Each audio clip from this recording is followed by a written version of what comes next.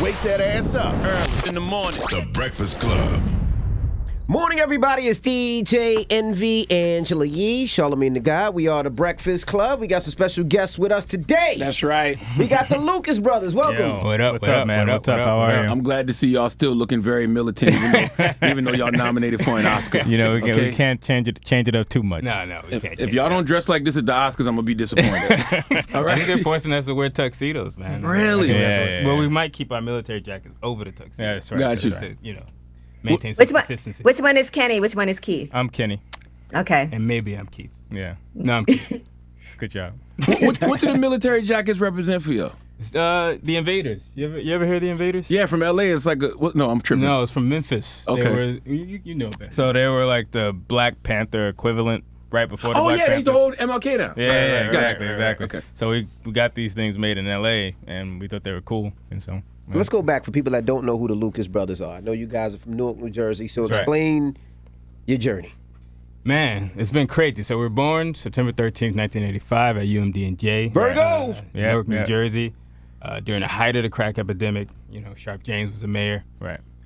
We lived in, Garden Spires. I don't know if you guys are familiar with Garden Spires, First Street, Brick City. Right. And, it was a turbulent upbringing. Yeah, drug war, drugs, father Shootings, was fucking killings, murders. all that Newark shit. in the 80s, 90s was wild. Stealing cars in Newark was cars. crazy. We were the carjacking capital of the universe, you know what I mean? So what was that movie? New Jersey Drive. New Jersey Drive. Film in Newark, Yes. it made people mad, but it was still the only representation of Newark. Right. So when our father went to prison when we were like 6 or 7, he was like caught up in that gang shit and, doing what he had to do to survive, got caught. And so we kind of grew up, well, not kind of, but single mom, shit like that. Poverty, moving from like different places and, seeing shit that we probably shouldn't have seen when we were like fucking kids. When we were kids. It was wild. But, we feel like, even though our upbringing was tough, it made us who we are today, you know what I mean? Like, but that doesn't justify tough living, but, you got to do what you got to do. So we moved around a bunch.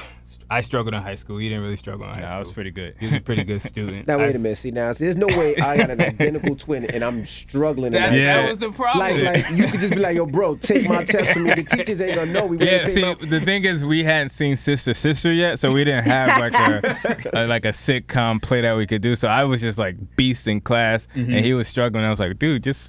I was struggling so much, and he was doing so well. I was like, I gotta turn this shit around because like it's on me. Like it's not. I can't blame it on my upbringing. This dude's killing it. So it's like right around my sophomore year, I started to like shift and start studying hard, and we were able to get into college by the grace of God.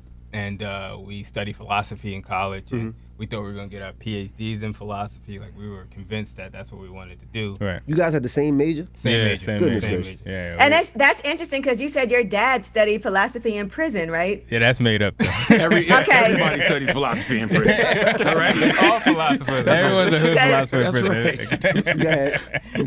Okay, I just got to check because I was like, how y'all study philosophy, but then made fun of him. Right. We were trying to incorporate philosophy into a joke, so it just made sense to, Yeah, put the it up. punchline worked better when we said he was the philosopher instead of us. But But go ahead. there So are a y'all lot of studied hood philosophy. That's right. So we studied philosophy. We were gonna go to get our PhDs, but we needed money, man. Like we were broke as fuck. Like philosophers don't make that much money. And then they were telling us like graduate school for philosophy is tough. It's hard to find a Takes job. like 8 years. I'm like, 8 years for philosophy? That's crazy. Some Like, philosophers do make money. some philosophers do Derek make Jackson made a lot of money. Right. Until he didn't. Okay. Right. And Cornel West, he's a brilliant philosopher. Yes, and, absolutely. He's made a huge name for himself. So it could have been done, but we're not Cornel West. So, Right. We thought maybe we can do something a bit more practical, so we went to law school. Right. I went to Duke. He went to NYU. Yeah. He wasn't passionate at all about it. I thought that I really wanted to be a lawyer. Right. But it just didn't work out. I mean, law is fucking brutal. I don't know if you ever been to a law school or been like sat into a class, but it's rigorous. Yeah, and then right around that time in law school, I started experimenting with drugs. Like I started smoking, I started doing Adderall, I was drinking, and like I was starting to like, cause the stress of law school, I never felt anything like that before. And I'm fucking from Newark. I've seen That's violence. I've seen like people using drugs. never wanted to touch a drug. Right. Then I get to law school. I'm like, damn, I can't take this fucking exam.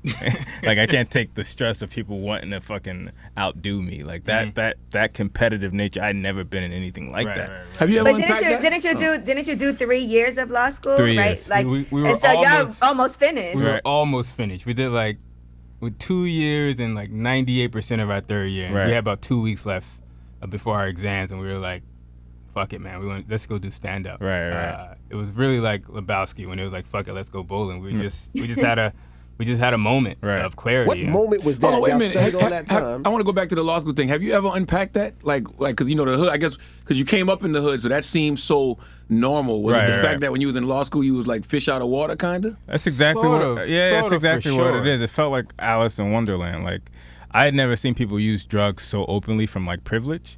Because I've been around white people in North Carolina, and I mean, it was drinking and it was tobacco use, but it was never like coke and never like mushrooms and those drugs. I had no idea what they were, even though I was in Newark during the drug war. I just didn't touch those, and opioids. Was like a I mean, our huge mom shit. did a good job of like shielding us away from all of that shit. So once we got to law school, we didn't really have that protection or barrier. So it was just us integrated into this world where we just weren't familiar with, and that pressure, man. You know, white folks are. I mean, we're all competitive, but when you're in that classroom and at the schools, and you're focusing on credits and you're focusing on, you know, making it to the next level. You know, it's super cutthroat, and you can't. Even the hood doesn't even prepare you for how cutthroat the white world can be. Right. It's got to fuck with you as a black man, right? Because you see people in the hood, they're usually leaning on drugs for trauma reasons, right? Exactly. Right. And y'all like, Exactly. y'all doing this shit for fun?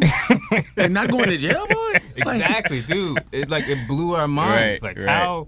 how can they, especially at law school, you know, these guys are the people who are going to be writing policy, Right. writing laws, Right. and they're breaking the rules. And these policies are going to affect, black people. So Right. it was like a weird sort of situation where you're like, how can I study this and know that these people are going to write these laws that affect my people, but they don't even care about the rules of the law. So it was now bizarre. let's get back to it. So y'all decided not to finish law school Right. and say F this and stand up and let's do comedy. Yeah. Were y'all Yeah. working on comedy, or did some of your family members say y'all funny? Y'all like, let's try? Nobody in our family said we're funny. They don't think that we're that funny. No, they don't think we're funny at all. I mean, we're not, because we're not the funniest people in our family. No, Like, no. We're like maybe like 10th down. Like, Right.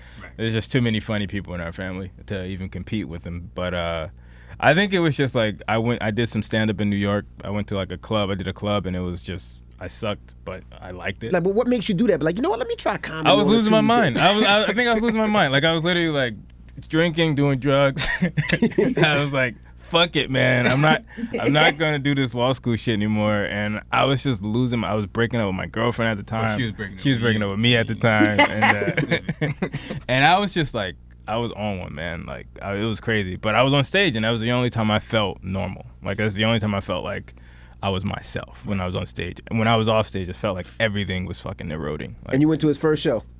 How No, bad he was it? sent me a clip of his. Oh, you didn't first even go? show. You didn't even No, I support was him? in North Carolina. He was in New York, so Right, he right. sent me a clip of the first show, and I was like, "Yo, this is terrible. right. It's one of the worst sets I've ever seen."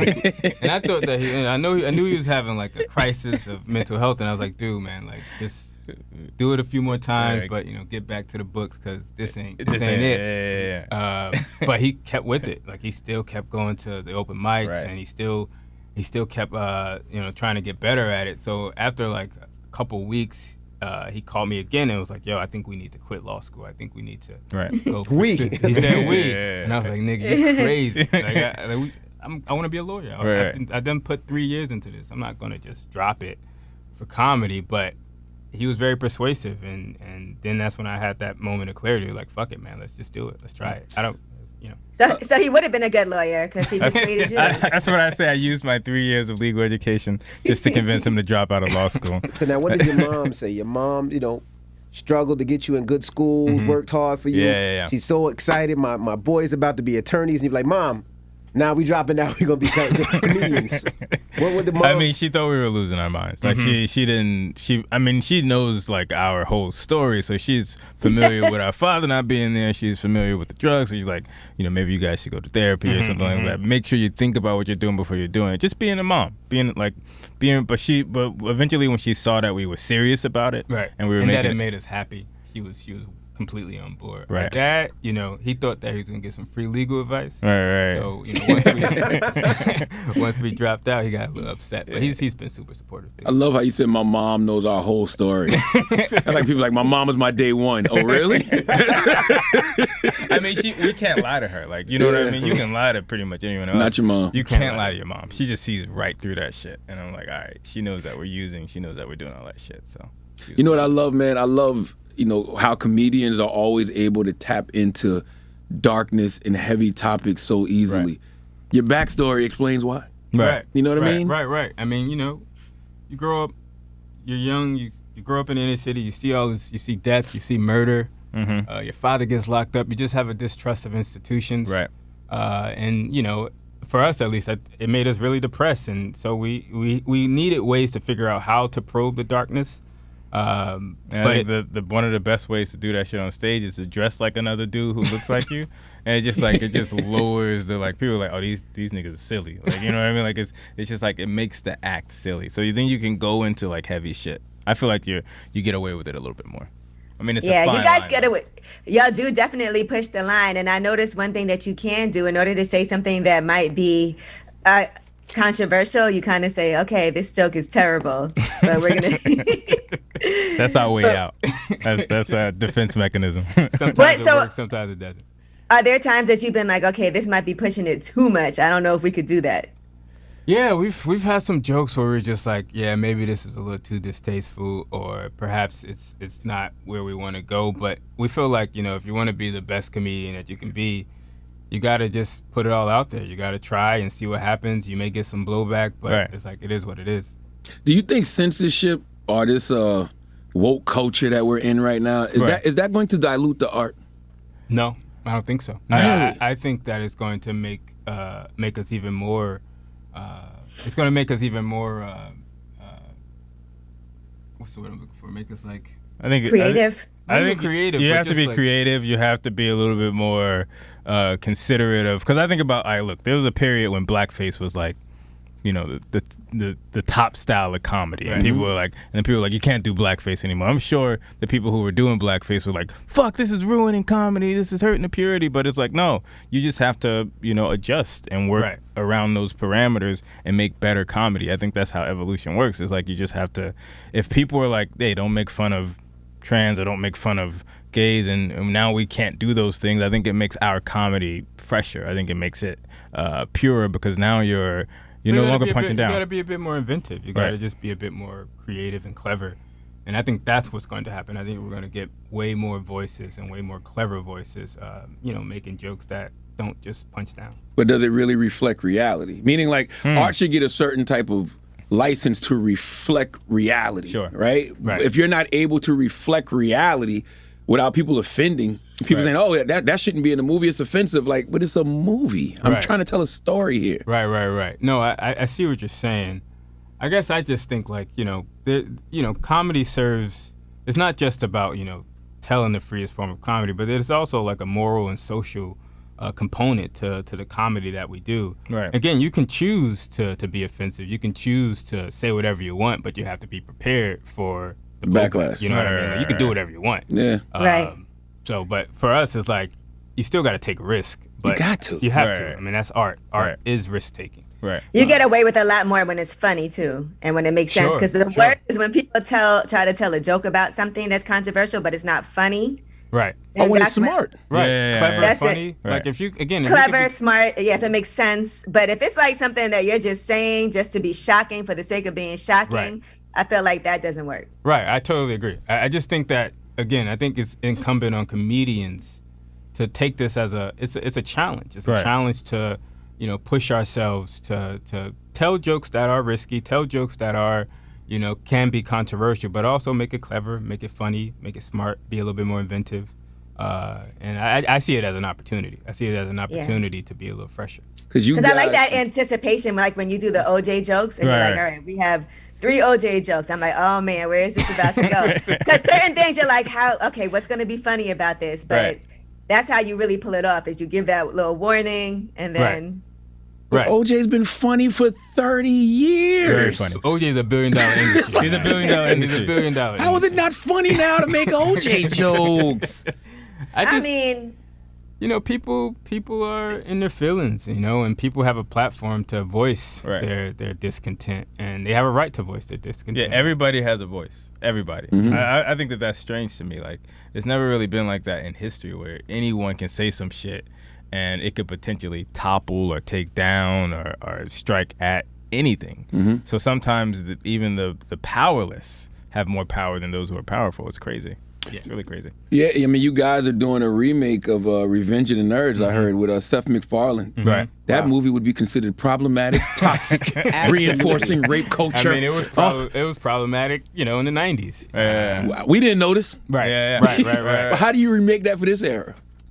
You know, times have changed. I feel like we have an opportunity to comment on the film in the 80s. Right. You know, I think that, like they did in 22 Jump Street or 21 Jump Street, Right. they took an approach where it allowed for them to, you know, create a new story, but also comment on the past. And I think that's what we want to do. Like, we don't want to just do a remake. like a straight remake. Yeah, we don't want to do that. We want to critique the movies from the past, but also tell a more original story. Yeah, like now we have Disney at our behest, so we can tap into like real nerd shit like Marvel, Star Wars, etc. And we can, you know, tell a story that's not as offensive but still funny. Because, see, that's my thing. Nobody's acknowledging the shift in culture. Right. There was a shift in culture. The stuff that you used to could get away with in music, movies, whatever, you just can't anymore. But we haven't acknowledged that. Yeah. It's almost like we just started handing out retroactive speeding tickets. Right. You know what I'm saying? It's weird. I think there's been a shift in a number of things. I feel like there's been a shift in science. We've gone from, you know, straight Einstein sort of relativity to sort of a quantum sort of perspective of science, and I think that that's reflective of in the internet, where everyone has a point of view and everyone feels like their reality is real. Like everyone says, we're speaking our truth. Everyone's truth is sort of legit, I mean, even if it contradicts someone else's reality, and that's quantum shit. You know what I mean? Like, everyone's perspective is legitimate. So I think that Even flat earthers? Even flat earthers. Like, if they believe it, why is it not? You know, like, they truly believe it's and true. Even if you put forth evidence that, you know, their beliefs are erroneous, they're still going to believe what they want to believe. Right. So you're putting yourself at a disadvantage trying to use reason to a person that doesn't even use reason. Right. It's not even worth the discussion. What do you think about putting the disclaimers? You know how they've been putting disclaimers like on movies and TV shows just to give people like, okay, this was filmed during this time. I mean, I think that that's a more effective approach than just completely banning something. I mean, I think that maybe that works, but again, it's just like I think we're assuming that audiences aren't intelligent. We're assuming that they can't differentiate between what's offensive and what's not offensive. It's very paternal. Yeah. I think people can differentiate whether they want to watch something, and if they're offended by it, they won't watch it. And then you're going to have a small minority of people who go online and say, take this shit down. But I think what's happening now is people are being very reactive to those minority voices. Yes. And I feel like eventually, hopefully, that there'll be like a leveling out where we're like, okay, maybe we shouldn't be that reactionary. Maybe we should have some sort of due process in assessing what we do with a particular piece of art.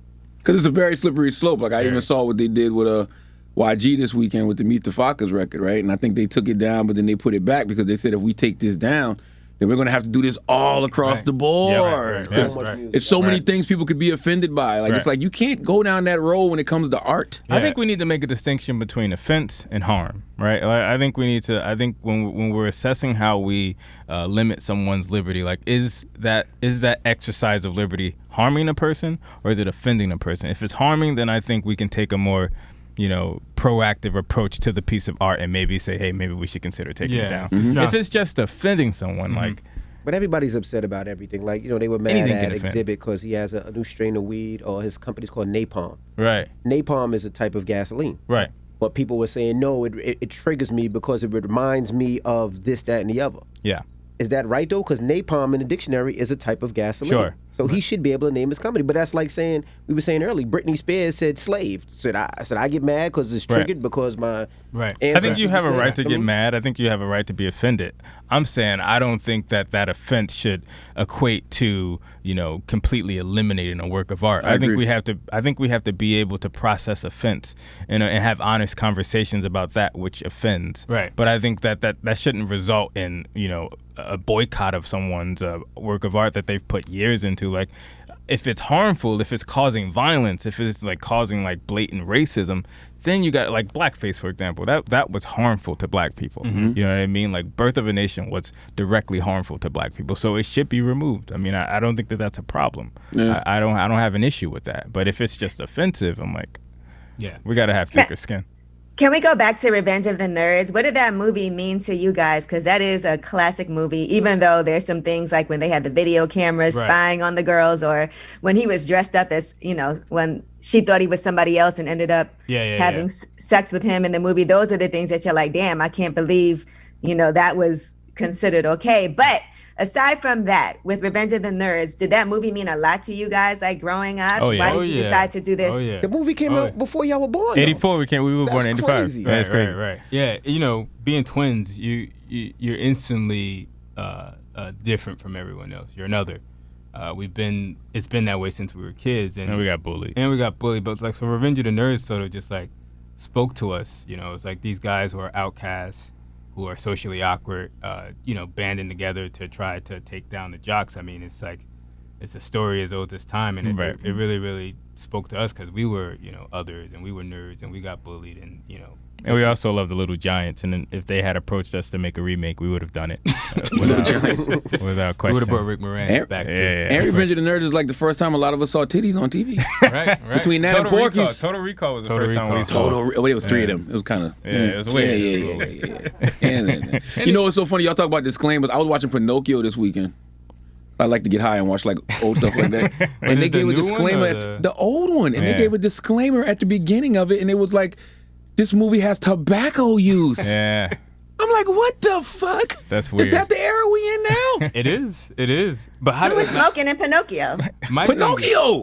Pinocchio? I don't remember. I thought maybe the old man. Oh, yeah, he had a pipe. I thought the old No, man he didn't was have a pipe. No, Pinocchio smoked when he went to the bad school right before they got shipped to Pleasure Island. I didn't know that. And before they got all turned into donkeys. Yeah, Him and the dude was smoking cigars. They were smoking cigars and drinking beer. So smoking cigars is considered an offense? That's what it said on Disney Plus. You watched that by yourself? I was in the basement. Well, the kid, my daughter was down there too. Maybe it's because he was a kid. Yes, very much. So much life lessons in Pinocchio. Are you serious?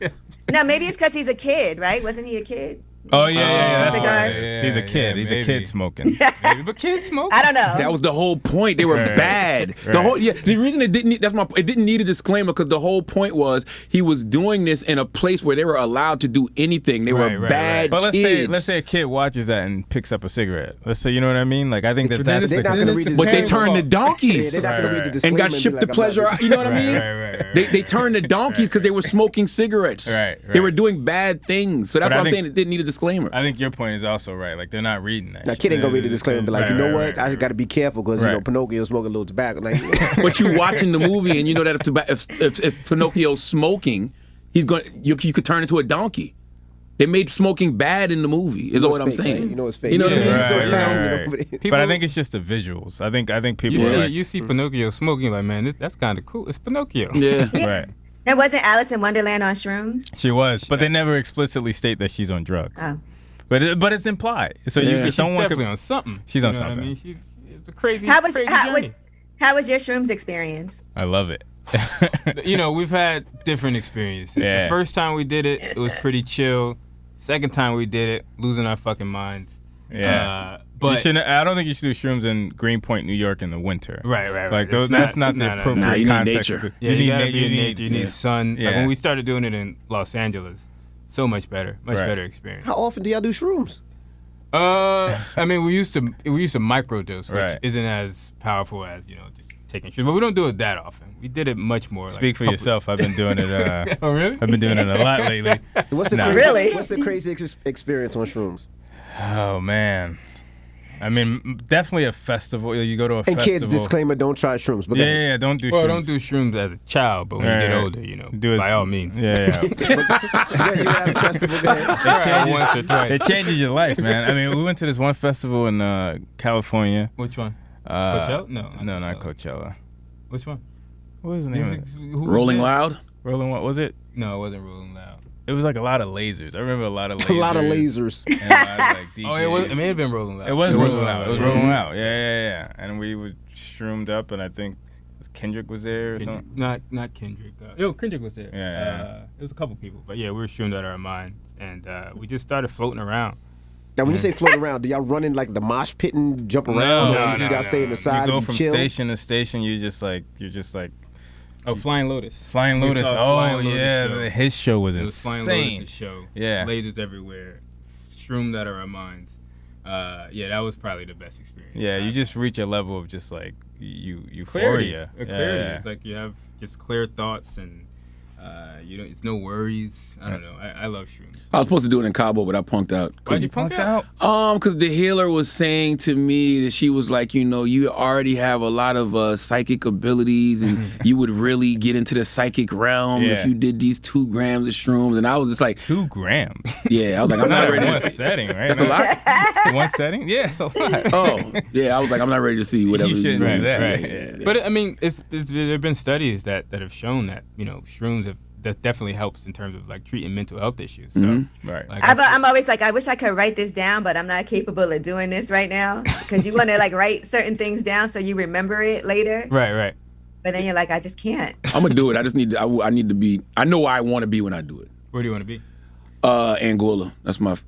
You want to do it? But you want to do it with a group of people, or you want to go? It's a few. I mean, when I was going to do it in Cabo, I was with a group of people. These are people that I trust. Right, you know what I mean? right. But I just want to do it in that type of setting. Right. Yeah. I would. You should microdose first. Don't- Right. don't Yeah, do please, it. because you might start crying. You don't know what Definitely, could I'm definitely gonna cry. I'm gonna What's cry. microdose?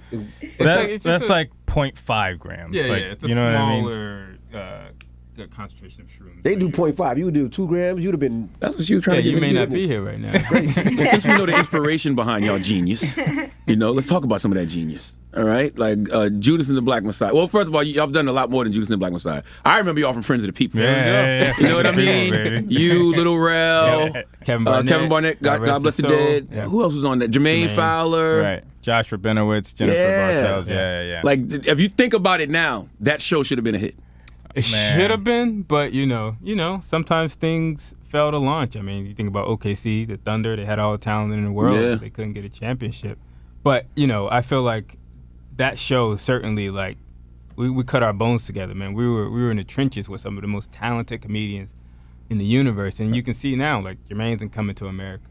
Rel's in Get Out and just, taking over the world. So, like, that's where they started, basically. We were all just, like, working together, not knowing what's going to happen in the future. Right. But, just being able to shoot those sketches and learn from them and watch them perform was instrumental in our growth. And I love that. 'Cause I don't remember what network that was. What network? True TV. True TV. Yeah. How you go from God True rest his TV, the Oscar nominated? Yeah, man. I said, God rest his soul. Oh, is it still here?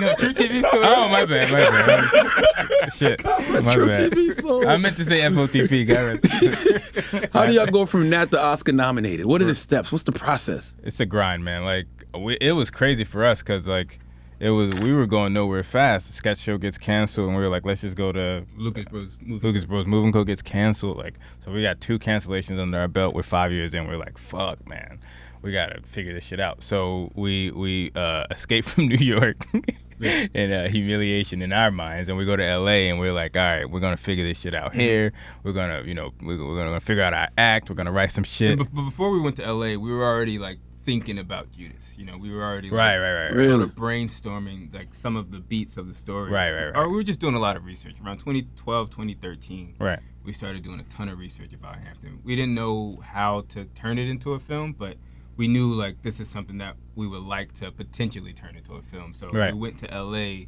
with the goal in mind of either getting a script deal to write Judas or to sell the pitch somewhere. We had ambitions going into Cali. Right. But we were still so focused on comedy that it was sort of like a balancing act, trying to get Judas made, but also trying to like, get our comedy career, back on the right. Back on track. So we're in LA. We're pitching the story around town, getting no traction. Mm-hmm. People are like, this shit doesn't make any sense. It's not gonna make any money. It's not. It's a period piece about a black revolutionary socialist. What are you guys crazy? And we're like, yeah, all right, fuck it. I guess maybe we are crazy.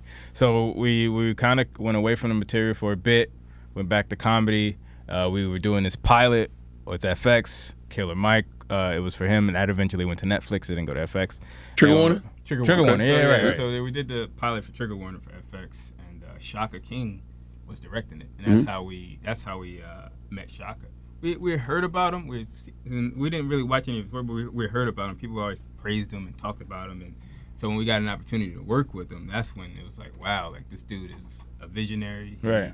He just understands how to control a set. Right. And then after we worked with him, that's when we started like watching all his stuff. So we watched a bunch of his short films, and we were like, oh, this dude's truly a genius. Right. And we knew that after we got rejected from all of our pitches, we were like, I think we need to work with a filmmaker who can take this idea and make it into a film. Right. And so that's when we were like, we gotta reach out to Shaka. Right. And then we hung out with Shaka in our apartment in Hollywood, listening to music, just vibing on cinema, vibing on just like life, like just talking about shit. And we sort of pitched him our idea, and he said it was fucking great. And we started to develop a beefier outline. Mm-hmm. And then, but simultaneously, Will Burson, the other co-writer and Oscar nominee, was working on his own script. And Jermaine Fowler, our boy from FOTP, he knew. He made the connection. He knew Will. He knew that we were working on our thing, and he just brought us all together. And we used our story outline that we worked on with Shaka, and so Shaka and Will went together and basically rewrote Will's script using our story outline. Right. And they wrote a brilliant script, and it went. They sent it to Ryan Coogler. Right. We didn't know that Shaka knew Ryan Coogler. Yeah. They had past history 2013 at Sundance. Right. We didn't even know that. Right. But once Ryan got it, that's when things started to like pick up, because Right. he loved the script, and he definitely wanted to make it. He wanted that to be his first project on his new production company, Proximity. Right. And so Ryan joined, and then they sent it to Charles King, Right. Power Broker and Macro. Power Yeah. Broker in Hollywood, and he loved the script, and he wanted to finance half of it. So Right. things just started to like get crazy. Yeah, at once first Shaka- it was like we were nowhere, and then Shaka, Will, Ryan, Charles. I'm like, what? How did all in a year that shit just started happening? We were like, what the fuck? And then we went out with the script with Macro, with Ryan, with Shaka, with Will and us. Macro financing half. Macro financing half. And the white man still said And no. the white man still said no. Still said we And said we'll put up half the we're money. thinking it's going to be a bidding war. Yeah. We think that this is we got Kaluuya, we got Lakeith, we have our stars, we have a brilliant script, we have these great producers, and still it's a fucking struggle in Right. Hollywood. Think about that shit. All of that already attached. Right. Stars, Daniel, money. Lakeith, Yeah. Ryan, Money. People that are Shaka, proven in the Macro, industry. half the money, Lucas Brothers, and the white man like, no. No. And I don't think people gracious. realize how hard it is to get a movie made, Right. and especially when you have a dream team like that, and you still can't get traction. Like that's how hard it is. And this Ryan after Black Panther. This After is Ryan, Black this Panther. is Lord this have is mercy. fucking billionaire Black Panther. Right, Ryan, the hottest producer in the game, and still, we can't. We had some struggle, but fortunately enough, Warner Bros. They put up half the money, and they wanted to distribute it. They loved the script, Right. And, And they let us fucking shoot it. Right, They right. greenlit it. They let us shoot it, and I mean, it just came out as perfect as I thought it could come Why out. did Warner Brothers get it? I need white people to understand how clueless they can be. So I want to know, why did Warner Brothers get it over every other? Was it a Nigel. black exec at Warner Brothers? Nigel, Yeah. black execs. I Yeah. mean, they get it. You Right. know what I mean? You tell a story about Fred Hampton, you're gonna need a person that looks like you on Right. the other side, Right. Because they know the importance of Fred Hampton. So Nigel really she was the key. What's her last name? How do you pronounce her last name? I don't know how to pronounce it. Well, salute to you, Nigel. Kuykendall, I think. I may have mispronounced that, but she's a brilliant executive, and she was the one who she saw the importance of the film. Right. She loved the script, and she was the one who sort of just powered it through. Right. And, Right. Yeah, salute to Nigel. For real. Black executives, That's man. why diversity matters. That's why it matters. Yep. That's exactly why it That's matters. why it Like, because matters. you're telling these stories, and if you're sitting across from a group of white people, they just don't even hear it. They don't know the language. They don't know why it matters. Why This is how we had to describe Fred Hampton to white people. We're like, Fred Hampton is the velvet underground of civil rights leaders. We thought perhaps that they'll see the connection. They didn't. It was like, how many white executives probably like, okay, Ryan Coogler's coming here to talk about doing Black Panther with us. Another Black Panther, really? That's $1 billion. that was at Marvel, but maybe we could probably try to finesse around it, I guess. Why Fred Hampton?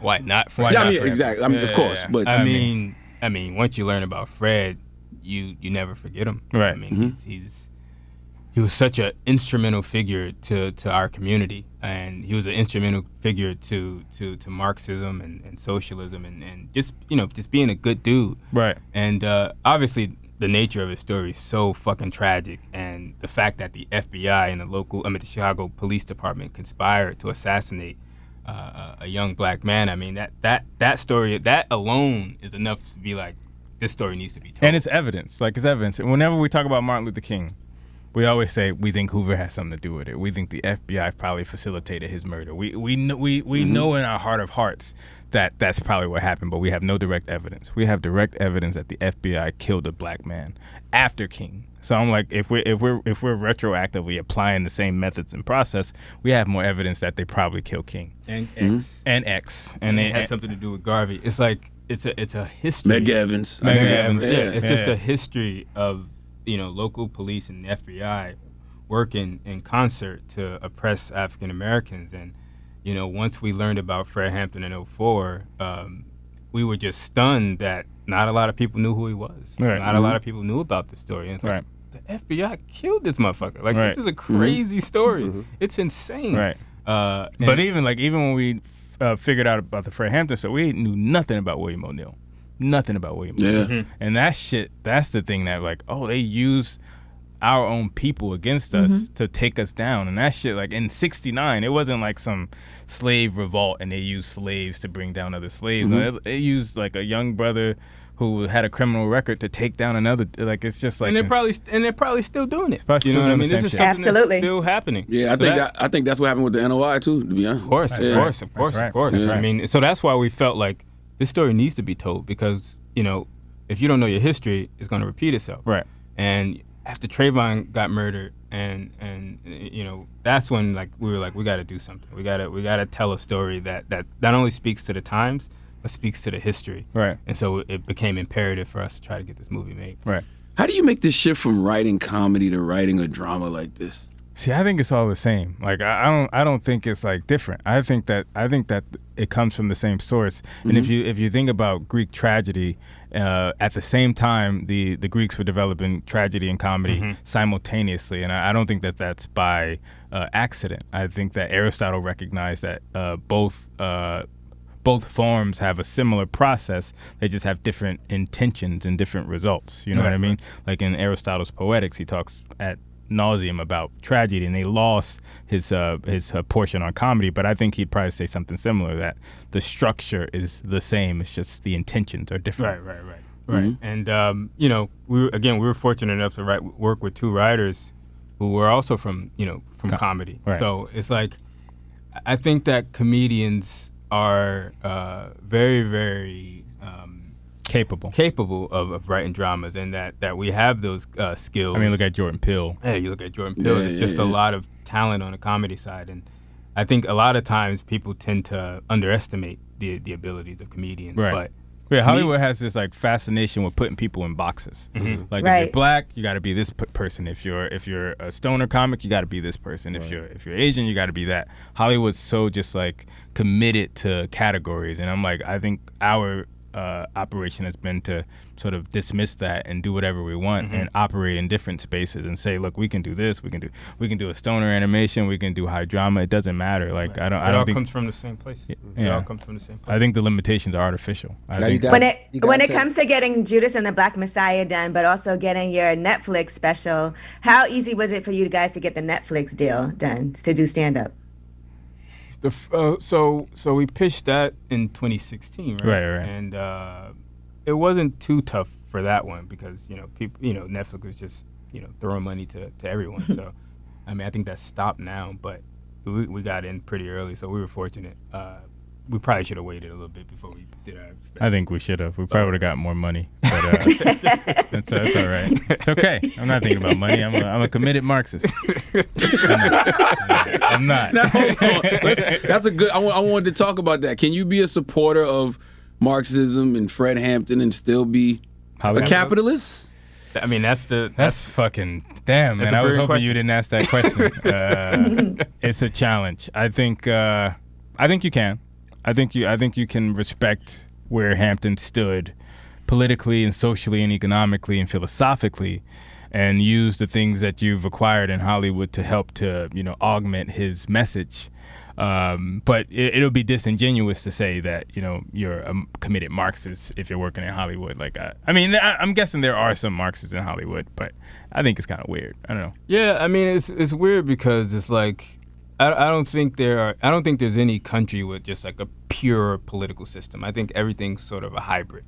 So even Karl Marx, like, he was obviously a committed socialist, but he needed to work with someone who had money to get his shit out there. You know what I mean? How are you going to spread the message without money? If you want to spread the message of Fred Hampton, you got to use the tools that you have. I mean, like even Marx had publishing. Like he had to work with publishers, and he worked with Engels. Like he had money to support his message. I think it would be foolish for Marxists to not use the capitalist system to help augment their message. Like you need to use the tools at your disposal. I mean, the Panthers sold newspapers. They did. Right. But put it this way, like before the movie came out, Fred Hampton was still a kind of a marginal figure. Now this movie's out. We use the capitalist tools to spread his message, and now more people are talking about Fred. And Daniel Kaluuya is going to get an Oscar to playing Fred Hampton. How crazy is that? Right. It would be the first time, I think, in Academy history where we had a person playing a civil rights leader, and they won an Oscar. You think so? Martin Luther King didn't get an Oscar. King didn't. Nah, Denzel was nominated, but I don't think he won. He didn't win for Malcolm X. He didn't win for Malcolm X. Now you said you. No, real quick though, because damn, I lost my train of thought about the Oscar. Hold on, it'll come back to me. Go ahead. Now I see you tweeted if you guys win Oscars, you are retiring from stand up and you're cutting off half your family. Yeah, so what man. family But we were going to do that before we got I mean, we got to figure out how do we figure out who we're going to cut off? Yeah. What family members you cutting off? Oh man, just the ones who haven't talked to me in years and like hit me up for money. Those like the ones who like didn't know I existed. Like I'm your cousin from your father's side. Can you let me borrow $300? Like man, you get that? Fuck that. Yeah, man, it's crazy. It's crazy. It's like uncomfortable because they think you got money because you got an Oscar nomination. Like you don't get paid for this. You got to pay your way for all this shit. Like you don't get extra money for an Oscar nomination. It's expensive. Were you close with your dad while he was in jail? Were you close with your dad? We were close at first. We went to go visit him a bunch, and then we moved to North Carolina. Our mom remarried, so we sort of became distant. We grew a little distant because we couldn't visit him as much, and we weren't really calling him. And that must have been like 5 to 6 years. And then once he got out, we started to work on our relationship. But it was a lot to unpack. I mean, as we got older, we started to feel the ramifications of not growing up with a father. But more importantly, a lot of anger. The ramifications of growing up with a father who went to prison. So it's like, you just have rage. It's rage, and you hate institutions. You hate the law, you hate the government, you hate all that shit, and you're trying to figure out ways to cope. And it was tough. It's still tough sometimes to speak with our dad because of so much. We missed out on so much. You know what I mean? And you can never forget how much you missed out on. Right. Like even like to this day, I go to the park and I see a dad like throwing the ball with their son, and I tear up a little bit. I'm like, man, it's kind of. I wish I had that shit. Like, like it kind of sucks to know that. It's sad, man. See, I don't know if y'all joking. Why are you laughing? Why did he just laugh? No. That was crazy. And the way he said it, man. I felt the sentiment. I'm speaking my emotion right now, man. It's the way he said it. I'm with you, my brother. That was so rude.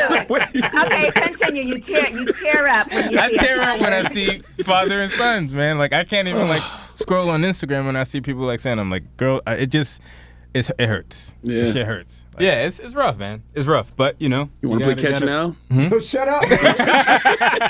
Yo, shut up. This guy's an ass. I mean, look, man, you want to go play some catch, man. Catch now. You might be able to make up for, the shit situation. No, you know what I feel wanted to say about Fred? I think we forget Fred was 21 years old. We do. So a lot of times we embrace these ideologies that these people had. I'm pretty sure Fred would have evolved in his I agree. thinking to understand that there is a lot of benefit to economic empowerment. Right. You know what I mean? He's a very nuanced thinker. I think he put capitalism and racism on the same playing field. I think that But he knew how to raise money. He wasn't like he was a great fundraiser. They sold newspapers. He gave lectures across the country. Right. I think he would have eventually written a book. Mm-hmm. I think you would have got money for your book deal. Right. And but he was going to use all the money to support the cause. Right. You know what I mean? It's how you use the money. Like and he was effective in using the tools of this country to create a movement. Right. And I think he would have become more sophisticated in figuring out ways to make money and to continue to spread his word. Right. And that's why they were terrified, because they knew he was just beyond his years as an organizer. Mm-hmm. And I think he was media savvy too. Like the way he looked, the sunglasses, everything about him was just cool. And I think that frightened the FBI. Like he was different from King in the sense that he just was hip. Like he was just like, just the way he talked, he was just like, he just had he spoke to the streets. Right. Like he knew how to communicate to the streets. Right. And I think that terrified the FBI, because it's a lot of poor people in the hood, and if they're thinking this capitalism shit ain't working, we need to overthrow the system. You have this guy by the name of Fred Hampton who's just riling people up. The FBI was like, we got to take this nigga out. Right. They were so afraid of this guy. They thought that he was the one that was going to lead the rebellion like Castro did in Cuba. Right. That's how afraid they were. And that's why a lot of these new artists are very confusing to me. Like these artists who scream that they're anti-capitalist, right? Because it's like you don't give away your music for free, right? You don't do shows for free. Right. You're not giving away merch for free, right? And you're not taking all the money and donating 90% of it to other causes, and you're not ready to pick up a gun and go overthrow the government. Right. So what are you talking about? I think there needs to be some clarity. I think people are anti-exploitation. I think they're anti aggressive capitalism, where it's profit by any means necessary. Right. I think that's what people are against. But I think like these systems, these isms are tough to understand. You can't just paint one system as this one thing. Like I said, I think it's a hybrid of so many different kinds of systems. Even in America itself, there are socialistic policies that have been implemented in this country. It's not purely capitalist. And just like China isn't purely socialist. It's a mixture of different things. So when you say you disagree with something, you have to be clear in what you're saying you disagree with, because otherwise you're committing a straw man. You're saying it's one way and you're responding to something that's a fantasy. You know what I mean? Right. Because I subscribe to the Honorable Elijah Muhammad, unity and group operation, group economics, pooling your resources. Like that's what I subscribe based to. on race or just in general? Well, amongst each other, right? Right. Let's get this money and let's use group economics to build up our communities. You know what I mean? Like I want to see more macros. Right, of course. In Hollywood. Of course, you know what I mean? Of course. I mean, look, you got to be realistic. You can either say you want to overthrow the government and fight against one of the greatest militaries of all time, or you can work within the system to try to rebuild our communities. And, but that's the thing about Fred. People think that he was all about overthrowing the government. He was just about rebuilding the community. Right. He was building schools. He was building hospitals. Right. He was trying to feed babies. Like he was all about working. He was all about working within the system to rebuild communities. You know what you need to do all those things? You need capital. Money. You need capital. Yes. You need capital. Yes. Absolutely. And I think Fred was and again, I don't like to speak or think for Fred, but he was intuitive. He was very, very a sophisticated thinker. If he was talking about overthrowing the government and fighting the military, like that's crazy. That's crazy. But he was talking about defense and protecting the community. He still believed in the community. He wasn't trying to eradicate his community. Right. He wanted to rebuild it. Yeah, because if you're talking about striking the American military apparatus, you're basically, that's a suicide mission. It's a suicide mission. Why would you do that? That doesn't make any sense. Makes no sense. I agree. I want to ask you, what's the difference between being a writer of a screenplay versus being a writer of the story? Of the story? Yeah. So, it's like when you write the story, you work on outlines, you work on different story beats, and that's when we worked closely with Shaka. We had an outline, we had a pitch deck, we had certain story beats. With the screenplay, you rely on that outline or those story beats to flesh out, and then you write the screenplay. Right. What was interesting about our situation was that Will had already written the screenplay. Right. He was completely done. Right. And we were just starting to work on our screenplay. And once we got Will's, we were like, this guy's a brilliant writer. Right.